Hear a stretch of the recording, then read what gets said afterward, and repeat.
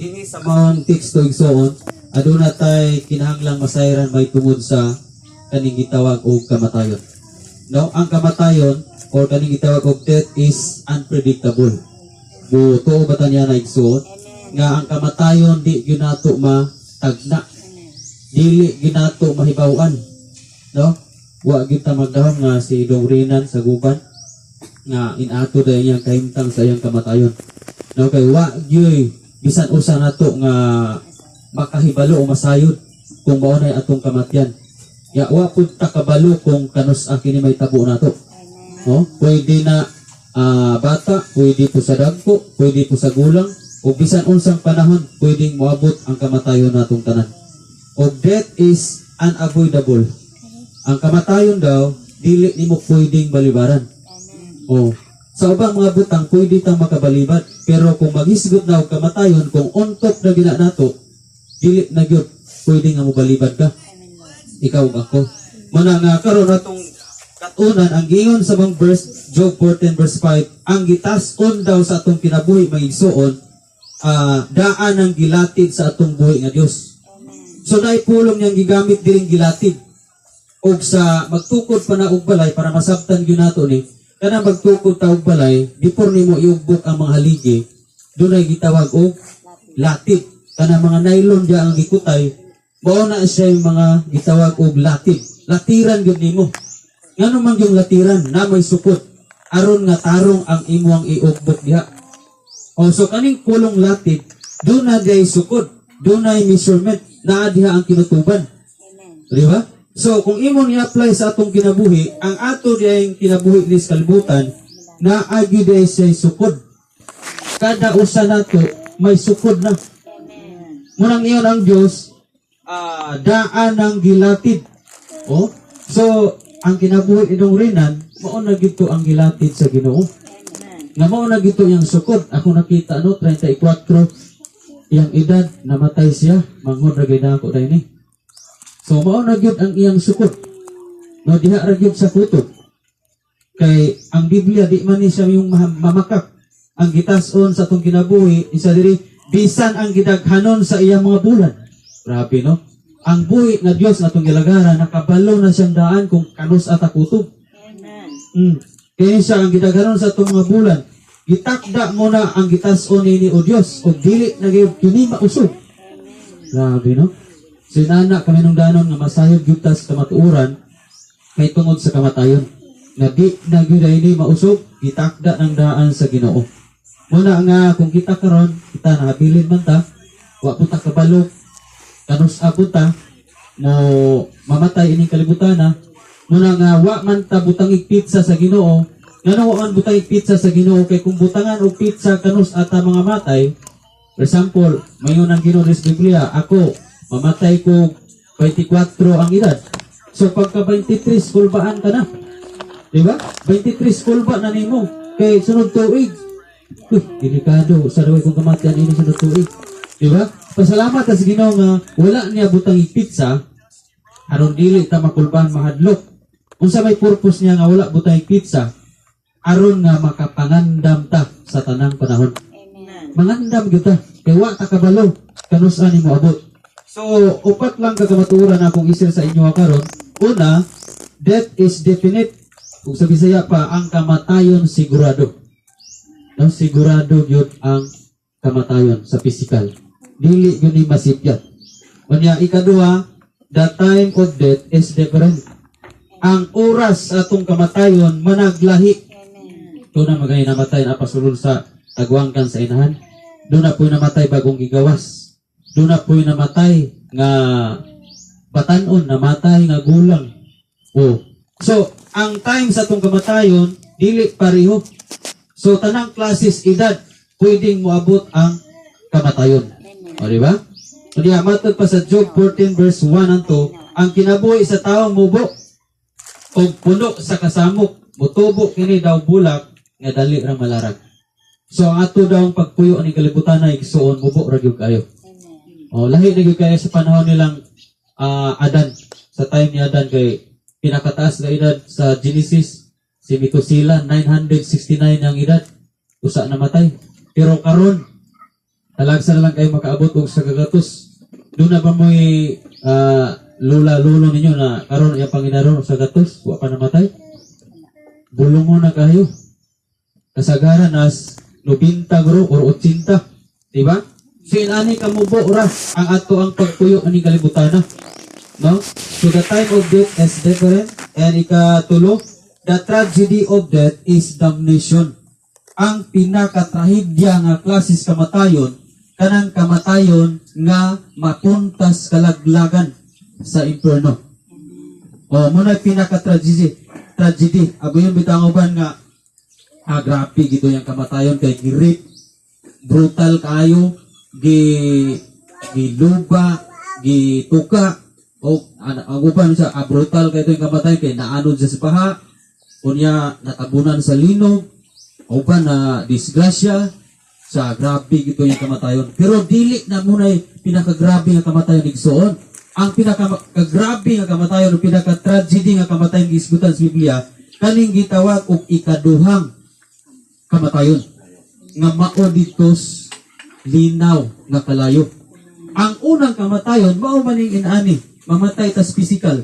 Pero human sa kamatayon igsoon dili man kutob sa menteryo ang human sa kamatayon iyon sa Hebreano 9:27 nga tapos sa kamatayon musunod ang hukom.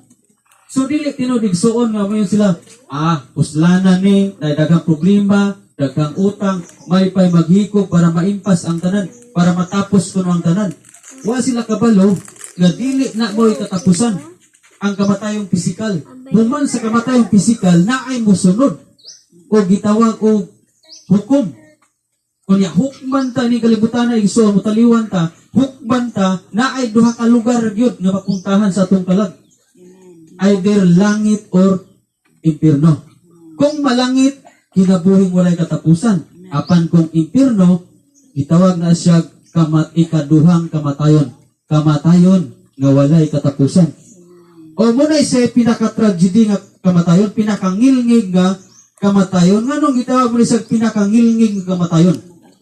Tungod kay sa Revelation 20 verse 14, anaa dito gisgutan, kalayo nga mulaglag sa atong kalag, kalayo nga walay pagkapalong, og ulod nga dili mamatay, nga mukutkot sa ato ang kalag dito.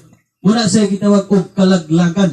Nganong kalaglagan may tawag? Kay ang kalag nato, sakiton dito ayo, hangtod sa kahangturan. Gani ang Biblia nagaminsyon igsuon nga managkagot ang ilang ipon, grabe ang ilang pag-agulo dito, pagsakit, kung maimpirno ang atong kalag. Muna nga, mintras buhi patay igsuon, angay gyutang mangandam. Kay duhara gyud ka lugar ang ato ang mapuntahan.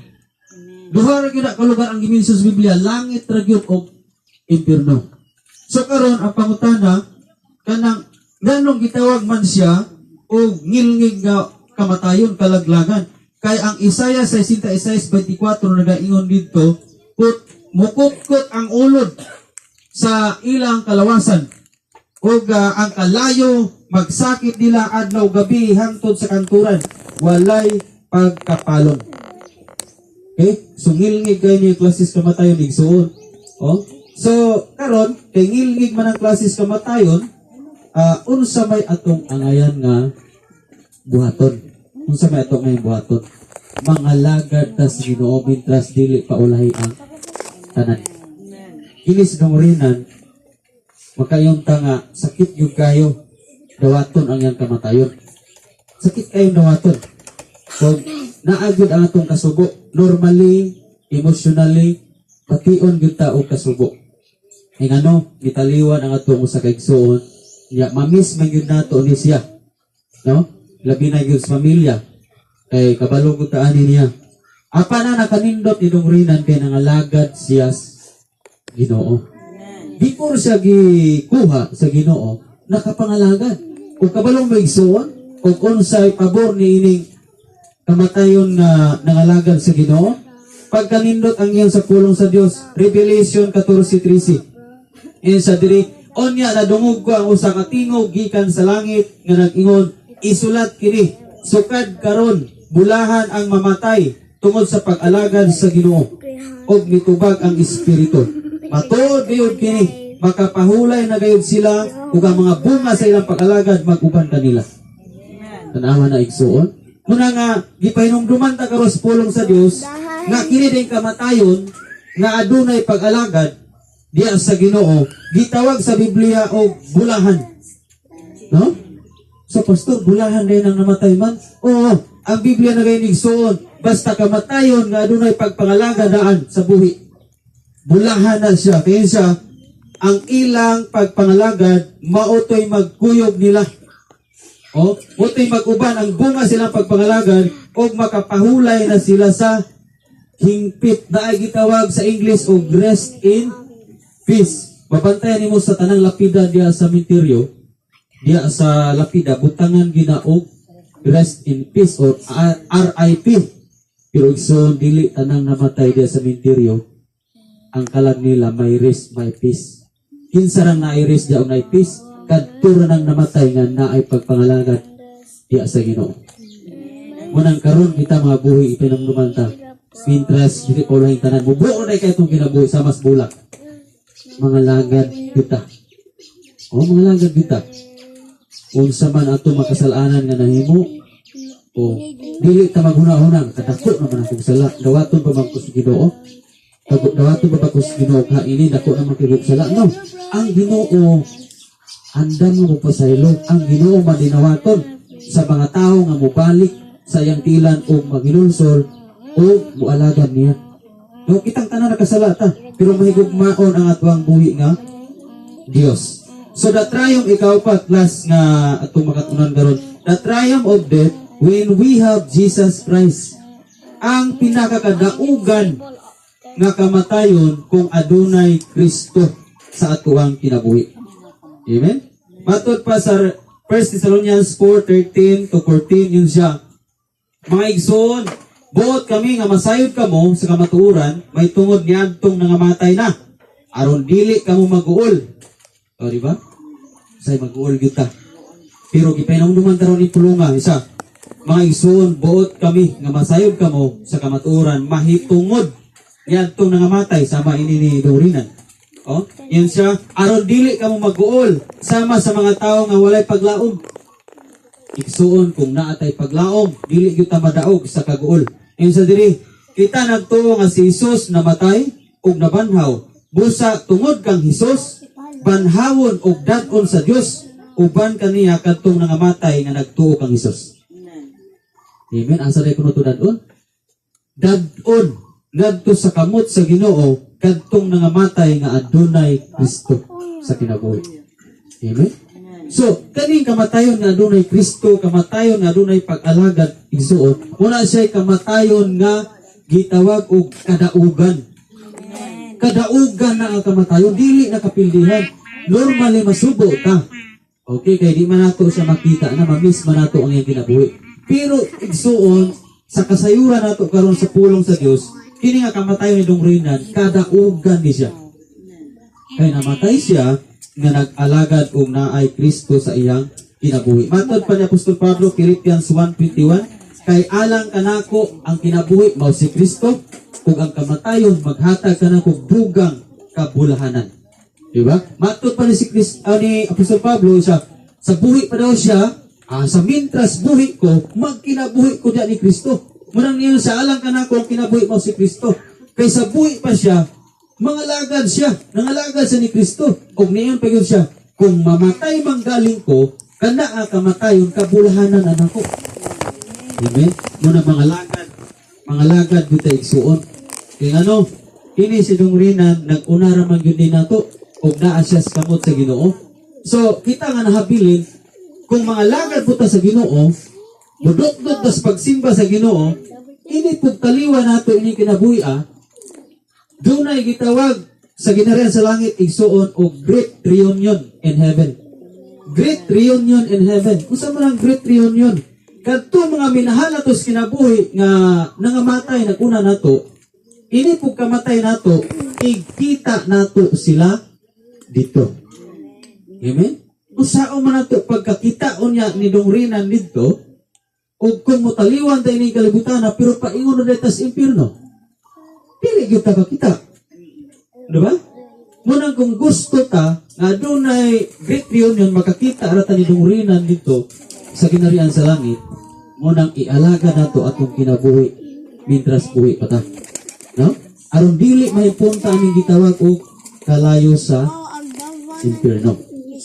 Muna kanig suon, pahinumdom lang ni, hamubo nga pahinumdom karon sa pulong sa Dios nga ato ang nadungog sa gikan sa Dios.